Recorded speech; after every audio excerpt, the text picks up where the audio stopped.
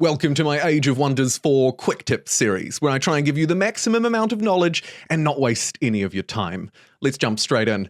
We're going to start by talking about cities and territories. At the start of the game, you'll be prompted, of course, as you expand to take over certain territories and build improvements on them, like farms, quarries, and some more deluxe and extreme ones. I'd like you to really focus in on the resource nodes in your territory. These are the ones that you should be building on first. In this case, it's a production node. It wants me to build a quarry on the iron deposit. But I would also note, and I want you to pay attention to the yields here, you get the yield for the iron deposit regardless of what you build. So you have quite a bit of flexibility in deciding what to do. That then brings up the next question. Okay, well, I have flexibility. What should I do then? In this case, I've built a farm and a forester, and then spent some Imperium to attract an additional population, something I'm a fan of. That'll let me build a quarry in this otherwise pretty desolate territory, and now I have one of each of the basic improvements. If you decide you want to change your mind, by the way, you can do so by clicking this little button down the bottom. It'll replace a territory with a different one, and it won't coincide with what you're constructing in the city itself. So you'll be able to replace, say, a forester with a farm while you carry on constructing things or building units. The real high-value territories you want to grab are Ancient Wonder territories too. So take care, keep an eye out for really valuable territories with resource nodes or Ancient Wonders, and make sure that you're building at least one or two of the basic improvements. Farms, foresters, and quarries. Reason being, of course, is that buildings can be boosted, depending on what you have. Stonemason, 2 farms. Make sure you use this attract population benefit as well. I know we've touched on it briefly already, but it is a powerful way to use Imperium when you're in the early game. Maybe you don't have things on your development tree that you're quite ready to unlock. You can quickly reach out and grab high-value territories this way. Just take care not to do it too quickly. Once you expand out quite a bit, you may find that your city cap becomes a problem. If you're over the cap, it can be very taxing on resources. In particular, I've noticed on knowledge, your research, your science. If you want to increase your city cap, you can head to the development tree and pick up expanded governance, which, by the way, is a repeatable right. That means that when I buy it this first time, I spend 200 Imperium, my city cap goes up by 1, and I can, if I want to, return later and spend a whopping 500 Imperium to continue to increase my city cap by 1 point. You'll want to make sure you stay below your cap. Alternatively, you could look to release an existing city by clicking the city information panel and heading to release as vassal. This will release one of your cities and turn it into a vassal, a free state. You'll receive some Imperium from releasing the city as well, and of course your relationship with the city-state will already be one of vassalage, so you don't need to worry too much. By the way, this city information tab is probably overlooked. You can change an expansion focus for a city if you want to produce a certain yield above all else. Otherwise, it will default to a sort of an automated, general best practice measure. Speaking of automated, you can also automate the production entirely, so you don't need to manage it at all. You can also, and should, assign your heroes as governors. They may bring a lot of yield into a city, depending on their upgrades, but it's just a general best practice rule. Finally, if we take a slightly closer look at this list, you'll see there are other options. You can change the city name, you could burn a city to the ground, or you could convert a city to your capital, your throne city, the city that enemies need to destroy if they want to beat you in domination. Here you can see my city that I freed, Silverbridge, bonded vassalage straight away. We have a great relationship, and they'll share up to 50% of their yield with me. I can also trade with them and access all of those other benefits that you would expect. Do the bare minimum to keep them as your vassal, and their territories will count towards your expansion victory as well, where you need to claim a certain number of territories on the map before you can build the beacons and win. So don't worry about losing tiles, it's all good to release them so long as you keep them on your side. And now I'd like you to take a journey with me to the underground, where of course you can at the start of the game determine if you want it to be massive or small, just a quick FYI. Or you could choose to have your race pick up a certain trait, a certain quality, underground adaptation. This will give you increased movement and also allows you to dig, to excavate. If you don't have that ability, navigate here and grab the excavation skill. It's very cheap. Once you've got that, this unlocks the ability to excavate, to dig earthen terrain. If you click the little button by unit in the underground, you'll get this fantastic overlay. Move up to one of these areas and click the spade. Wait one turn and that area will be excavated. You can dig it out, claim the tile for yourself.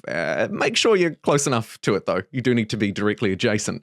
When you do so, you'll likely free all sorts of goodies, including rogue NPC armies. Note that they have a red banner, so they will attack you.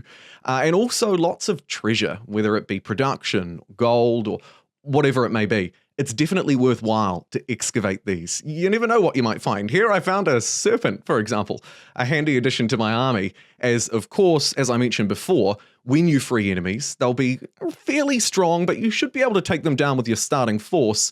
But take care, because they'll trigger a fight with you on their turn, unlike most others.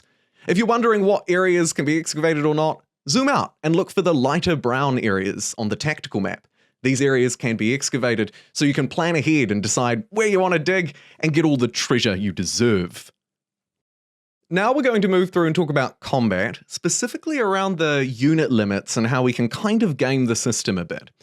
In a fight in Age of Wonders 4, whether it be a massive siege like this or just a general combat, you can only bring 3 armies of 6, so you can bring 18 units in total to a fight.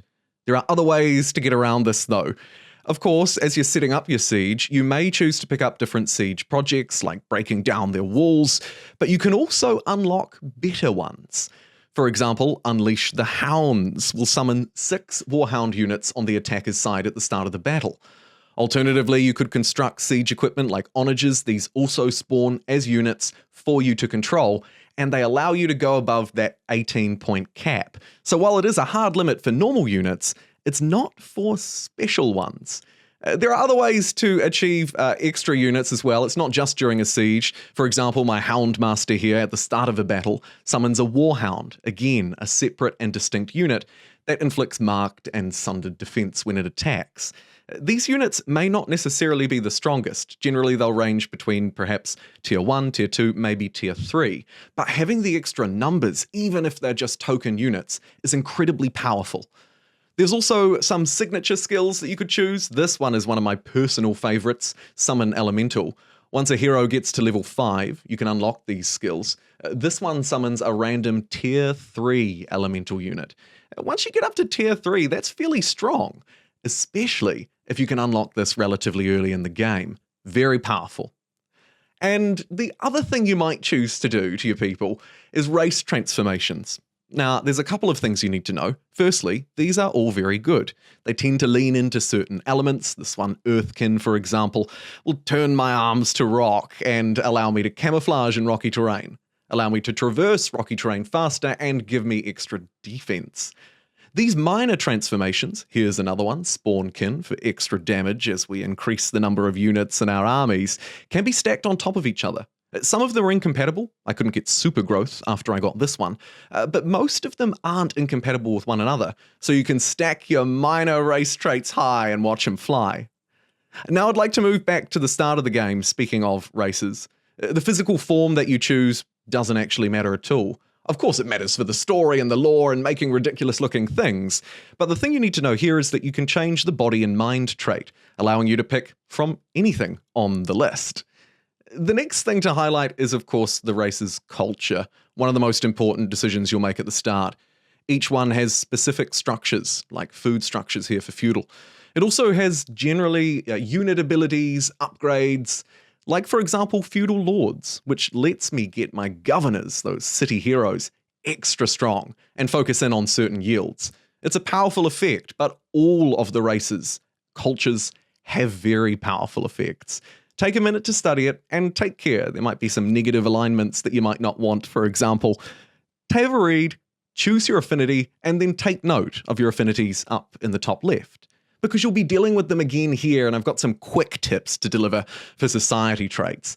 There's a lot of them, and you can unlock more, like Banner Lords, Mana Addicts, for example, in the Pantheon.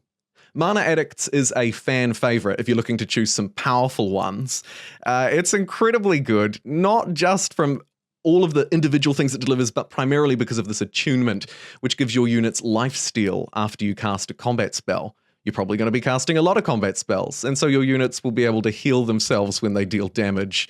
Ancient Wise Ones is another great one. When a tome is unlocked, a random skill from that tome costs 60% less knowledge. It's over half price for a random skill, and it happens every damn time. Very powerful. My quick recommendations for tomes are a little bit more vague. Here you'll be adding to your affinity again, of course. Some things that might be helpful are to choose tomes that let you summon units. This lets you use your magic early on to buff up your army by picking up extra units. Another way you could do it is by unlocking units that you can train and build with your draft and your gold. You'll want to make sure that you have high tier units, as high as possible. Finally, take a look at the special tile improvement you'll be getting and any other special abilities. As you move through, there is only one decision that really impacts gameplay when you're designing your ruler and your race, making their legs very short and their arms very long, and that's the weapon that you choose. Make sure you choose wisely, because you'll be stuck with it for the start. And that, my friends, is the end of this Age of Wonders 4 quick tips video. I hope you enjoyed it. Please let me know below if there's something you'd like me to cover in more detail. I'm happy to do longer form guides on specific issues or more of these. See you next time.